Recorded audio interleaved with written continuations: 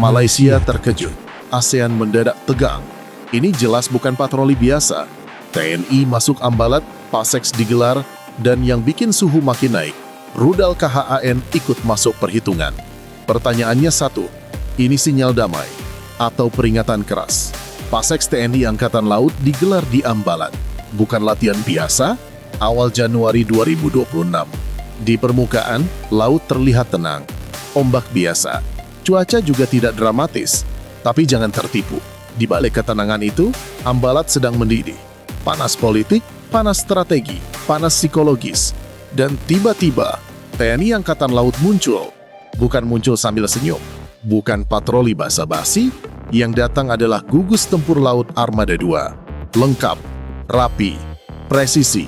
Dan yang paling penting, disengaja. Tanggalnya jelas, 16 Januari 2026. Lokasinya jelas, Karang Unarang, jantung blok Ambalat. Kegiatannya jelas, passing exercise. Sejak hari itu, satu kalimat beredar di meja-meja analis pertahanan Asia Tenggara. Ini bukan latihan biasa. Kalau ada yang bilang ini PASEX rutin, ada dua kemungkinan. Tidak paham geopolitik atau pura-pura bodoh. Secara teknis, PASEX memang latihan lintas formasi. Kapal melintas, manuver bersama, komunikasi diuji, standar NATO diterapkan. Biasanya rutin, normal, hampir membosankan. Tapi bukan kali ini. Latihan ini digelar di wilayah sengketa, di waktu sensitif, dengan komposisi kapal penuh pesan, dan dilakukan oleh Gus Purla, bukan kapal patroli ecek-ecek. Ini bukan sekadar latihan, ini pengumuman tanpa konferensi pers. Pesannya sederhana tapi tegas. Kami di sini. Kami melihat, kami menjaga. Jangan pura-pura lupa, Ambalat adalah blok maritim paling panas di Asia Tenggara. Kalau Asia Tenggara itu dapur, Ambalat adalah kompor paling besar. Kenapa?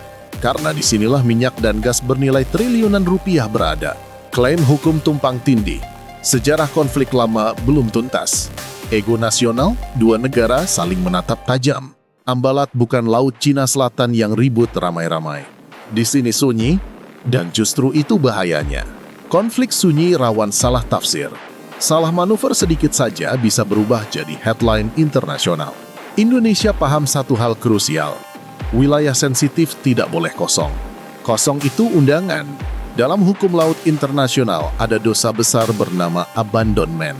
Wilayah yang kamu klaim tapi jarang didatangi, jarang dipatroli, jarang diawasi, sama saja bilang, silakan ambil pelan-pelan. Karena itu TNI AL memainkan konsep show of presence. Ini bukan pamer otot kosong. Ini bukan gaya-gayaan. Ini strategi hukum dan militer sekaligus. Karena di pengadilan internasional nanti, yang ditanya bukan cuma peta, tapi siapa yang hadir, siapa yang patroli, siapa yang menegakkan hukum, siapa yang benar-benar ada di lapangan. Dan PASEX ini adalah jawaban lapangan. ASEAN terlihat diam, tapi otaknya bekerja. Tidak ada pernyataan keras, tidak ada protes terbuka, dan justru disitulah tandanya semua memperhatikan. Diplomasi ASEAN khas, di depan senyum, di belakang kalkulator berjalan. Negara-negara ASEAN paham, kalau Indonesia serius di Ambalat, postur pertahanan maritim RI naik level. Kalau RI berani mainkan Gus Purla di wilayah sengketa, artinya kepercayaan diri tinggi. Dan kalau confidence tinggi, biasanya ada pegangan kuat di belakang. Pegangan apa? Sabar, kita sampai ke sana. Malaysia tidak ribut, tapi jelas tidak tenang. Secara resmi, terlihat kalem. Di media, mulai berisik pelan-pelan. Di kalangan analis militer, alis mulai terangkat. Karena Malaysia tahu satu hal penting. Ambalat bukan sipadan ligitan. Di sini Indonesia tidak datang terlambat. Indonesia datang lebih dulu, rutin, dan konsisten. Dan PASEX ini mempertegas fakta itu. Apalagi Karang Unarang sering dianggap wilayah abu-abu. Sekarang abu-abu itu dipelototi langsung oleh KRI. Pesannya halus, tapi nyelekit.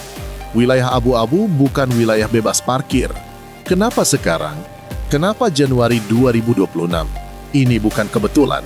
Masuk 2026, transisi strategi pertahanan RI sudah matang. Postur maritim diperkuat. Diplomasi energi berjalan. Dan yang paling penting, Indonesia sedang percaya diri. Ini bukan era defensif. Ini era assertif but calculated. Bukan cari ribut, tapi juga tidak mau diremehkan. Bahasa kapal perang itu universal. Tidak perlu orasi, tidak perlu tweet, tidak perlu ancaman verbal. Cukup muncul, cukup manuver, cukup disiplin. Dan semua pihak langsung paham. Paseks Guspurla Armada 2 di Ambalat adalah bahasa itu. Kami tahu apa yang kami jaga, dan kami siap mempertahankannya. Ini bukan gertak kosong, ini penegasan eksistensi. Papan catur mulai disusun. Dan satu hal jelas, ini bukan penutup cerita. Ini pembuka bab tentang kombinasi kapal yang sengaja dipilih, pesan militer yang dibungkus rapi, dan strategi jangka panjang Indonesia menuju 2026 dan seterusnya. Pertanyaannya sekarang, kenapa KRI Hiu dan KRI Pulau Rimau? Kenapa bukan kapal lain? Apa pesan tersembunyinya? Tenang, kita bongkar satu persatu. Kombinasi kapal yang membuat Malaysia terdiam dan membuat analis militer ASEAN mengangguk sambil berpikir keras. Kenapa bukan frigat besar? Kenapa bukan kapal logistik? Kenapa bukan sekadar patroli Bakamla? Jawabannya sederhana, tapi pedas. Ini bukan soal jumlah, ini soal pesan. Dan pesan itu hanya dimengerti oleh satu komunitas. Komunitas militer. Mulai dari KRI Hiu 634. Kecil, gesit, tapi mematikan. Bagi orang awam, mungkin terlihat remeh. Lah, kecil amat, kapal apa ini? Justru disitulah kesalahannya. KRI Hiu adalah kapal cepat rudal. Filosofinya satu, datang cepat, pukul keras, pergi sebelum sempat dibalas. Di perairan sempit seperti Ambalat, kapal seperti ini adalah mimpi buruk. Kecepatannya tinggi, siluetnya kecil, manuvernya lincah, dan yang terpenting, punya taring. Ini kapal hit and run, serangan presisi, strike capability. Pesannya jelas. Kalau ada yang coba main-main, responsnya tidak pakai lama. Kehadirannya berarti satu hal. Indonesia bukan cuma hadir, Indonesia siap bertindak, bukan defensif pasif, bukan menunggu diprovokasi, tapi credible deterrence. Sekarang ke kapal yang terlihat lebih kalem, KRI Pulau Rimau 724. Ini kapal penyapu ranjau, dan banyak yang salah paham. Ngapain bawa kapal sapu ranjau ke wilayah sengketa? Justru disitulah kecerdasannya. Kapal penyapu ranjau adalah simbol kontrol jangka panjang. Siapa yang bisa memetakan dasar laut, mengamankan jalur pelayaran, dan meniadakan ancaman bawah air, dialah penguasa wilayah nyata. Kalau KRI Hiu itu taring, KRI Pulau Rimau adalah cakar yang menancap di dasar laut. Gabungan keduanya bukan kebetulan. Ini desain strategi. Permukaan aman, bawah laut dipantau, jalur pelayaran dikontrol. Ini bukan postur konflik singkat. Ini postur kepemilikan fungsional. Dalam hukum internasional, ini mendekati satu istilah penting, effective control. Dan effective control lebih nyaring dari 1000 konferensi pers. Elegannya langkah ini satu, tidak provokatif, tapi bikin mikir. Indonesia tidak menembak, tidak mengusir secara kasar, tidak mengeluarkan ultimatum publik, tapi tetap masuk wilayah. Latihan terstruktur, kapal dipilih dengan presisi. Ini seni tekanan. Malaysia paham betul pesan ini, makanya responsnya menahan diri. Media dijaga, diplomasi ditahan, eskalasi verbal dihindari. Karena ini bukan dua kapal, ini satu kalimat utuh. KRI Hiu, kami siap bertempur. KRI Pulau Rimau, kami siap menetap. Gabungannya, kami siap menjaga Ambalat hari ini dan seterusnya. Dan ini baru laut, karena ada satu elemen lain yang mengubah seluruh kalkulasi. Diam di darat, tapi menjangkau laut. Rudal balistik taktis KHAN di Kalimantan Timur. Inilah game changer. Kan bukan senjata agresi. Ini alat hitung ulang. Jangkauan sekitar 280 km. Akurasi tinggi, mobilitas tinggi, waktu reaksi cepat. Dalam bahasa militer, Tactical Ballistic Missile with Precision Strike Capability. Kenapa di Kalimantan Timur? Karena paling efisien, paling tenang secara politik.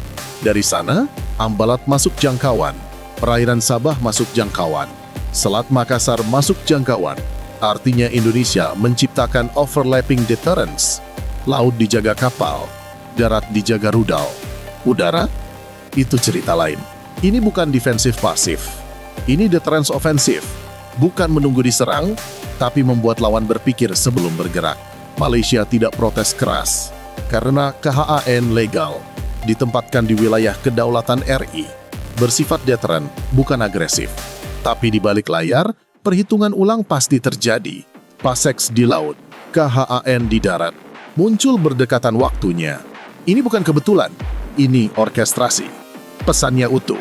Kami hadir, kami siap, dan kami punya opsi. Dan diplomasi yang efektif selalu berdiri di atas opsi nyata. Ini bukan ancaman terbuka, tidak ada parade rudal, tidak ada video peluncuran, tidak ada pernyataan provokatif, karena tujuan utamanya bukan menakut-nakuti publik, tapi menenangkan perhitungan strategis. Dampaknya terasa ke seluruh ASEAN. Indonesia tidak lagi sekadar negara maritim besar. Indonesia tampil sebagai aktor strategis yang sadar leverage. Dan sekarang pertanyaannya tinggal satu. Apakah tekanan terukur ini mempercepat negosiasi? Atau justru berisiko meningkatkan ketegangan? Satu hal pasti, Ambalat 2026 bukan lagi wilayah sunyi. Papan catur sudah dibuka, TNI sudah melangkah. Dan sekarang, dunia memperhatikan.